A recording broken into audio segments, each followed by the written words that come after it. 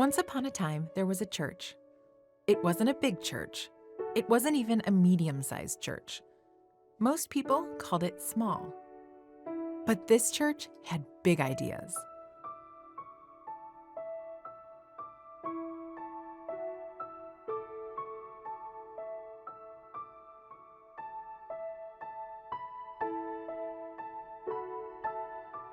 A while ago, the church noticed that disasters were especially hard on children.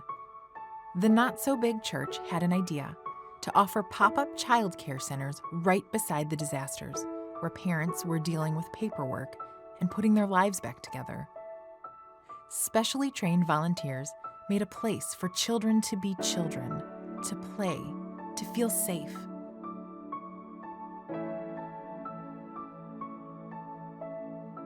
The church kept this up for years, training people all across the country, even as far away as Hawaii. Then there came a time when there were so many disasters that lots of these volunteers were needed all at once. There were 2 hurricanes, wildfires, floods, a volcano, a train crash, a horrific shooting. In just 1 year, there were 17 disasters that needed childcare volunteers. But the church was ready for such a time as this.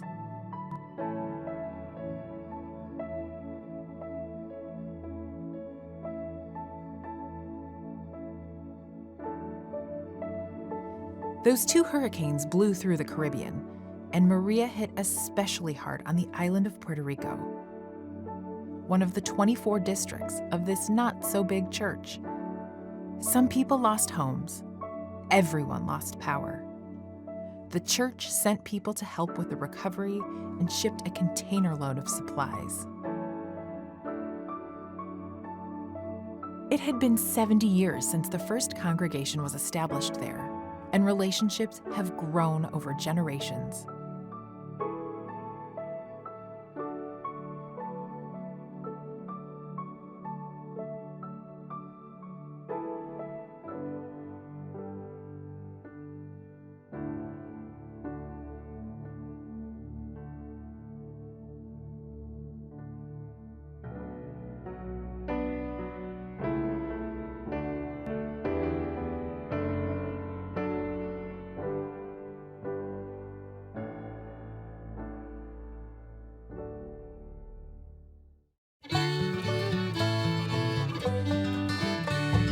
This little light of mine, I'm gonna let it shine. This little light of mine, I'm gonna let it shine. This little light of mine, I'm gonna let it shine, let it shine, let it shine, let it shine. Don't let anyone blow it out, I'm gonna let it shine. Don't let anyone blow it out, I'm gonna let it shine. Don't let anyone blow it out, I'm gonna let it shine, let it shine, let it shine, let it shine. Hide it under a bushel, no, I'm gonna let it shine. Hide it under a bushel, no, I'm gonna let it shine. Hide it under a bushel, no, I'm gonna let it shine, let it shine, let it shine, let it shine.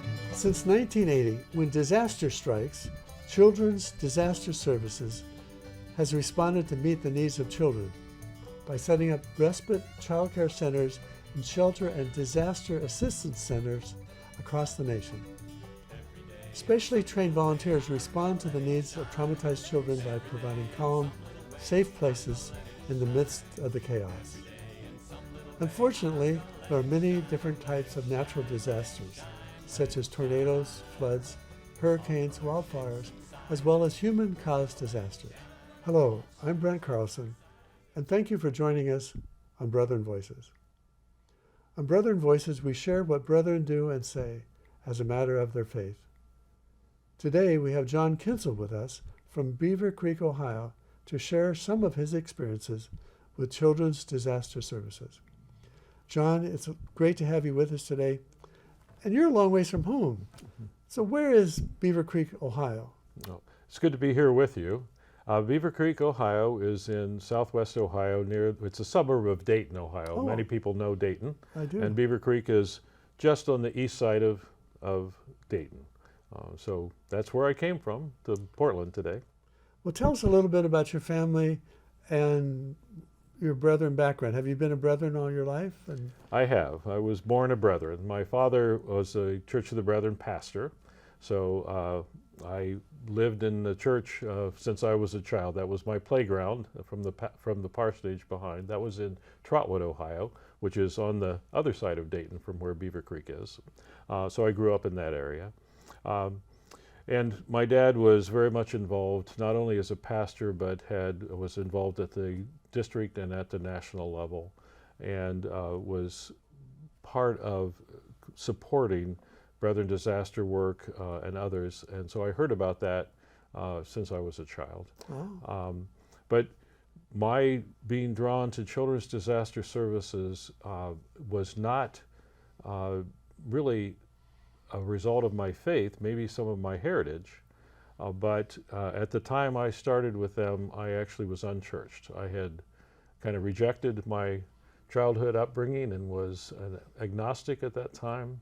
And my father told me about this new program that started in 1979, or the idea came in 1979, and it started in 1980, that was called Children's Disaster Services. So I thought it sounded interesting, and I can tell you a little bit of why if you'd like to hear a little more about that.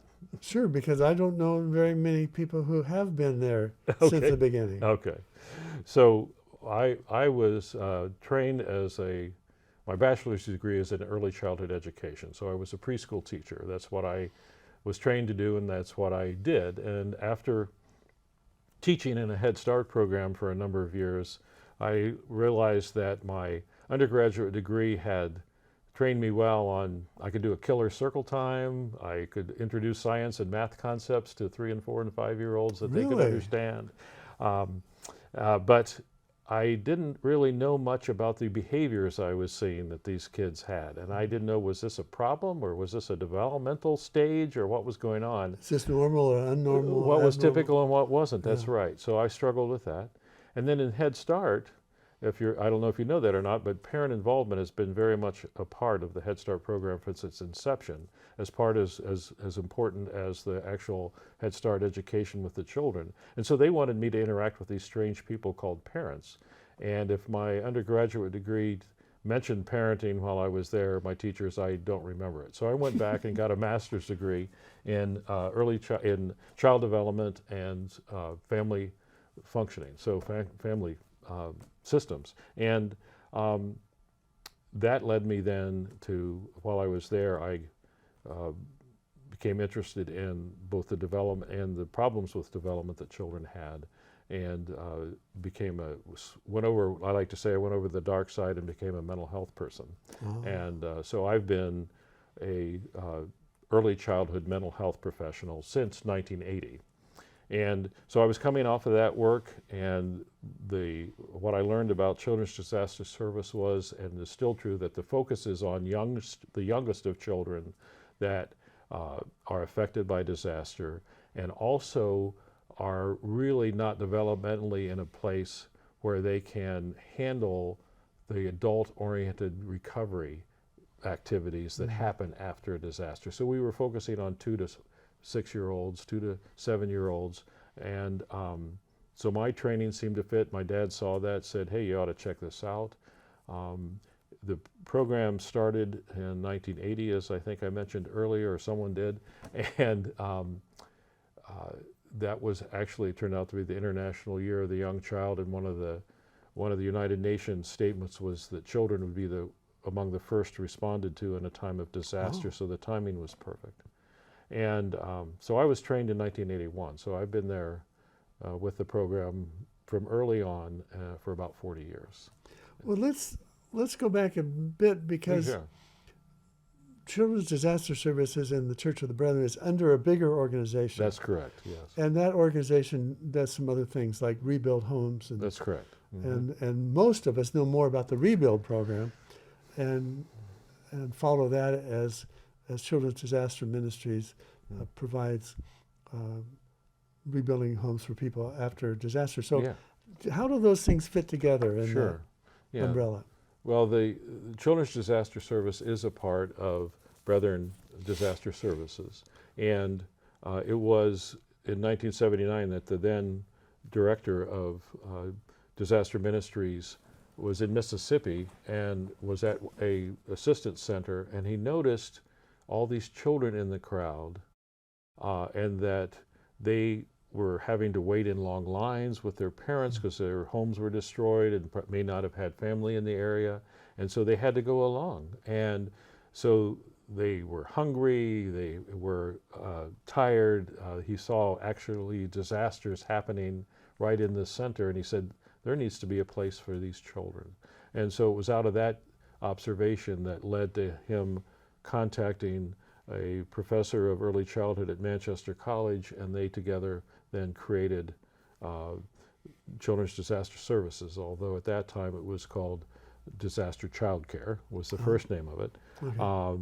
And came up with this idea of going to disasters, being where the families are, either in shelters or in disaster assistance centers, as you mentioned, and setting up temporary child care centers and keeping children safe so their parents could know their children were safe, which is an anxiety for families after a disaster has happened, and be able to go and take care of the adult business of getting vouchers for food or housing or signing up for other kinds of Red Cross services or whatever, and then come back and find their children safe, and the children would not be knocking papers off the desks of the workers, and so the FEMA and Red Cross people saw the benefit of it from their side of things too, and so it's a program that worked from the beginning.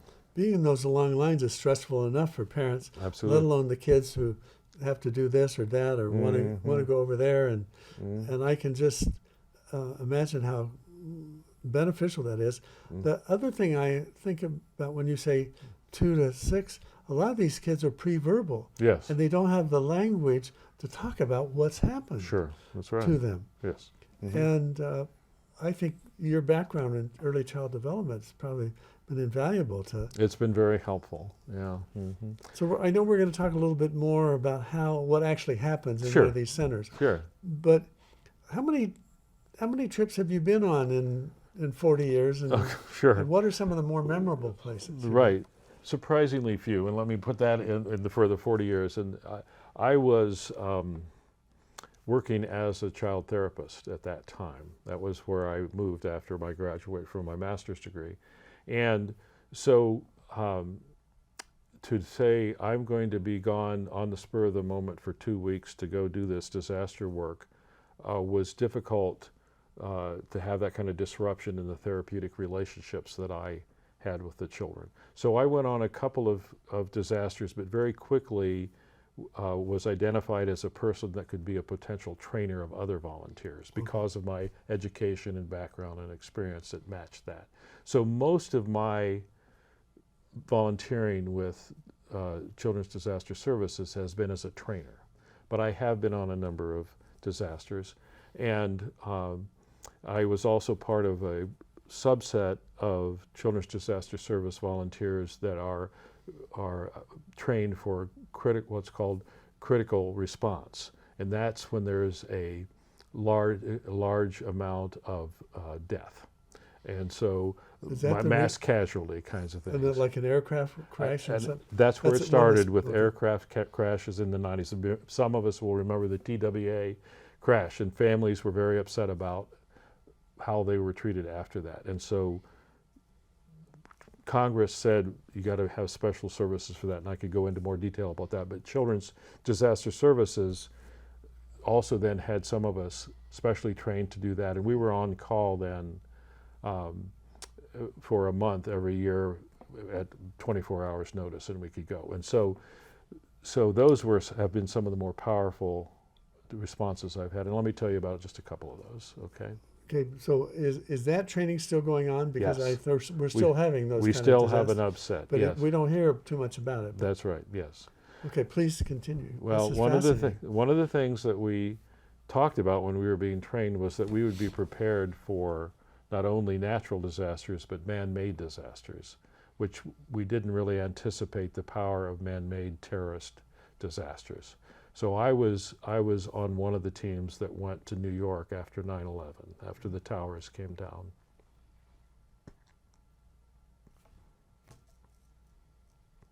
Excuse me, I just That's had an okay. emotional reaction. It's okay. I wasn't anticipating. Well, you're back there. I know Yes. you're going back and reliving some of that. Yeah. So I was among the second teams sent. So there was a team that went in right away after 9/11. I got there about the 25th of September. And my role on our team, and the critical response teams, had a little different organization. That there was a person that was misnamed the psychologist, and that was my role. So my responsibility was to make sure that we were attending to the social, very attentive to the social and emotional needs of the children, which we always are, but to be aware of any particular signs that children might show, and also of distress and trauma, but also to support the emotional wellness of the volunteers, and to try to help them cope with this highly emotional, as I just demonstrated, and stressful volunteer work. And I also was available to talk with parents that might have a concern about their child. One of the things that happens when children experience trauma is it can be manifested in ways that one might not anticipate. So children that are under stress, traumatized, or depressed can look like they're ADHD. They become more activated. And we had a little 6-year-old girl that came into that wonderful center. We had the Cadillac of childcare centers because one of the companies that was in one of the towers bought us all new equipment and designed it for this warehouse that was the service center for 9/11. So we had just everything we needed, which was nice, but we had a nice big space too. But this little girl came in at 6, and she was, if I had been diagnosing her as a professional, I would have said ADHD, but I was seeing her as a volunteer, not as a professional, and also understood the context in which I was seeing her. But she was on the go all the time. She was in the yard area for 30 seconds, and then she was in the large motor area throwing things around, and then she was in the block area knocking over everybody's towers that they were building, because many children built towers and knocked them down after 9/11 all across the country, and we saw it in our centers too. And whatever, and over in the baby area, because we had cribs and rocking chairs for infants. We took infants there because we had a little larger team, and disturbing them. And so what we decided to do was we assigned a volunteer to follow her, because we are trained not to be disciplinarians, but to be present with the children and accept them as they are. That's a key principle of the operations of Children's Disaster Services. Has been from the beginning, still central. It's a big challenge to keep them safe. And keep them safe and be present with them and accept them as they are. Yeah. But that's what's healing for children. It's what's healing for us. So she was not only ADHD, but she was charismatic. So she had like a little posse of others that were following her around. So we did our best to keep up with her. But she had to go to the bathroom, as all the kids did. And we were in this warehouse, and there was the bathroom that was assigned to us was also where they did the mass feeding. And so it was often quite busy. And I mean, it was in that area. It was in that area. We had to go outside of our area, Yeah. and then through the mass feeding into this restroom. We were So in an it's old used warehouse. by lots of people. Used by lots of people. The only other restroom was through an area that was off limits, because it was there that they had, at that time, for instance, they had coroners there helping people fill out death certificates and making plans, and a lot of individual private consultation with family members. Also, along one of the artificial walls that had been set up was one of those memorial displays that you probably saw on TV that were all over, like around the fire stations and in the streets of New York, that were flowers and bouquets and cards and pictures of people that were missing at that time, and people writing, "Have you seen this person? Call me," that kind of thing. And so there was one of those kind of memorial walls I encouraged my staff not to go down there I was going to because, say that might be traumatizing as well. right, I encouraged my staff to, you're dealing with emotional stuff already, that's going to add just another level, so we tried to stay away from that. But she really had to go, and the people weren't very good about letting us to the front of the line. So I made an executive decision that we were going to take her to that other bathroom because she really had to go. So we went by that wall, and all of a sudden she stopped. And she pointed to the wall, and she see that picture there? That's my aunt. She died when the towers went down. That's why my mom is crying all the time. And we said, oh, and we didn't dig or whatever. We just accepted that. Went on. She went to the bathroom. She came back and went to the art area and started making on her own volition, started making a sympathy card for her mother. And that was the last we saw of the ADHD behavior. She verbalized her concern. We accepted it, and that allowed her then to reintegrate and to re-regulate. And it was just absolute miracle kind of thing. And so that's why that one sticks in my mind. It's also a good example of why we don't have preconceived notions about what's going on. Absolutely. We have no idea. We have no idea. So we have to accept them as they are. We're not there to do therapy. We're not there to teach them something, even about the church. We're there to serve them and accept them as they are and create a safe space. And that's where the real power is. The relationships that our volunteers develop with the kids that are loving, open, accepting, nurturing, create a emotional space that allows the children to relax, to be themselves, and to do whatever they need to do. And surprisingly few of the children act out. Surprisingly few. It's also probably one of the few times that they don't have to please or do what the adult person is telling them to do. Well, their parents are under stress, and most of us don't parent our best when we're under stress, right? Not We're at more all. irritable, and the parents are acting kind of strange, and this thing happened that a 4-year-old or a 3-year-old or a 2-year-old doesn't really understand, so why is everybody different? And, so there's a lot of things that are stressful. I mentioned that my responsibility was to, if there were parents that had questions, so one of the volunteers came to me while I was circulating in the center and said, Is this still at 911? this is still 9/11, yeah, and said to me, there's a father out here that needs to talk to somebody, and I can't do it. So I went out and talked to this father, and this company had given us some couches that we set up right outside the center. So we sat down on those couches, and I asked him what was going on. He said that he was at the point where he believed that his wife was dead. She hadn't been seen or heard from since the towers went down. And again, this was now almost 3 weeks after 9/11. That was complicated because his in-laws, her parents, had not given up hope. They still thought she would wander as a Jane Doe into an emergency room or something. At home, he had an 11-year-old and a 5-year-old daughter.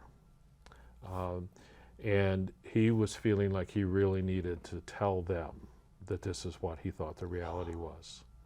He said, my 11-year-old, I think maybe that she may know, but I think maybe she's afraid to tell me. Yeah. And my 5-year-old, I said, well, tell me a little bit about your 5-year-old. And he said, well, my 5-year-old, every day when I go to work, she gives me a stack of maps that she's drawn. And she draws red arrows. And she's got an X, and she said, that's where the tower was. And then she has these red arrows, and then she's got a box over here. And these lines that she's drawn are the streets of New York, and this box is their house.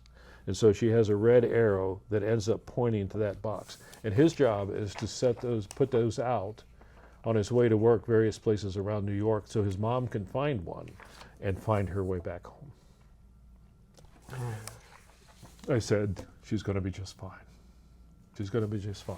Because one of the things that we know about resilience, and that's what we're supporting as Children's Disaster Services, is resilience. One of the things that is important is the mastery to form attachments. Well, she clearly had an attachment to her mom, and I believed her from what she shared with her dad as well. the ability to demonstrate self-control, and the ability to utilize planning with others in order to solve problems. And she was demonstrating all of those capacities. And I said, it's going to be hard, but I think you're right that it's a good time to talk to them. What do you think you might say? And I just sat there, and he told me what he thought he might say. And of course, he knew what to say. This is a secret I'll tell you about therapy. You don't tell people what to do. You listen to them, and they tell you what they need to hear in order to get better. So you don't have to know anything to be a therapist. That's the good news. But anyway, so he told me something that how he was going to do it, and I said, that sounds wonderful. When do you think you might do that? He said, I think I'll do it tonight. The next day he came back and said, yep, his 11-year-old had been afraid to tell him that she thought her mom was dead. So he had the intuition. Had the insight at 11. You know, cognition is different at 11. And the 5-year-old said, well, I guess I won't need to make any more maps. And then they grieved and cried together. And so those experiences, it's been, 20-some years ago. They don't go away. So we have a team in Florida right now following Ian. So we had a team that served in Beavercreek because we had tornadoes a number of years ago. All those kinds of things. John, it's been wonderful to have you with us on Brethren Voices. Thank you. It's been good to be here. We've learned a lot, and it's very nice to know that we can participate as volunteers in programs such as Children's Disaster Services if we have the desire and the interest to help other people. Thank you. And I think that's what we're here for. I believe so too. Thank you. This is Brent Carlson. And John Kinsel, wishing you peace, and pass it on. Let it shine, let it shine.